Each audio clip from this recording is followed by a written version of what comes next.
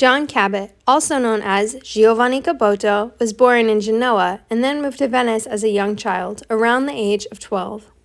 He became a Venetian citizen around age 26 and studied mapmaking and navigation, similar to another infamous explorer, Christopher Columbus. He made 2 voyages. His first sailed out of Bristol on a ship called the Matthew. His voyage was authorized by King Henry V in order to find unknown lands beyond the seas of England. Specifically, he was attempting to find a westward route into Japan. He was ordered to bring any goods he found from the unknown lands back to Europe to sell, and also to monopolize any trade on the lands which he found.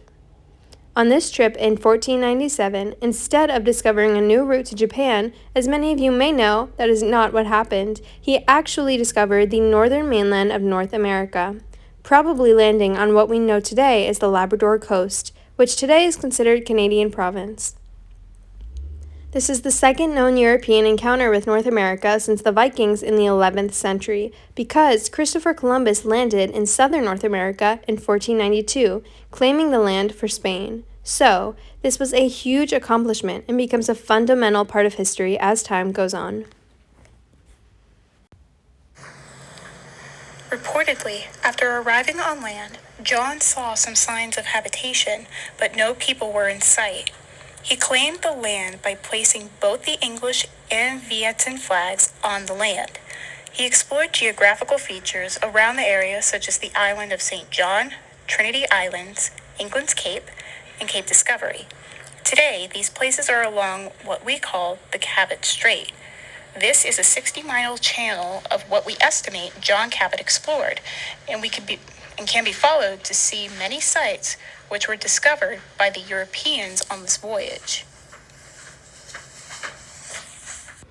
After his intensive exploration, he made it back to Bristol. Since he had such a successful first mission, he decided to ask King Henry if he may sail out again, departing on a second expedition. King Henry agreed, and on this voyage, he would attempt to reach the island of Supernaughgoo, what today we call Japan, again in search of a new route to Japan. So, in 1498, he sailed out with a significantly large team containing a crew of about 200 men and 5 ships. However, this voyage was not as successful. It is not fully known what came of the ships or the ship's crew. However, historians believe that they were lost or wrecked at sea and that John Cabot is thought to have died in a shipwreck.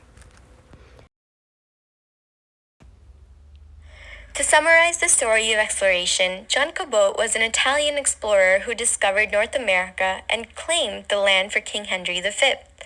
He was one of the first Europeans to come across North America since the 11th century. His first voyage was so successful that King Henry allowed him to sail out again. Unfortunately, his second voyage was not as successful, and he is thought to have perished at sea. However, he is still known for his discoveries in North America and great success as an explorer.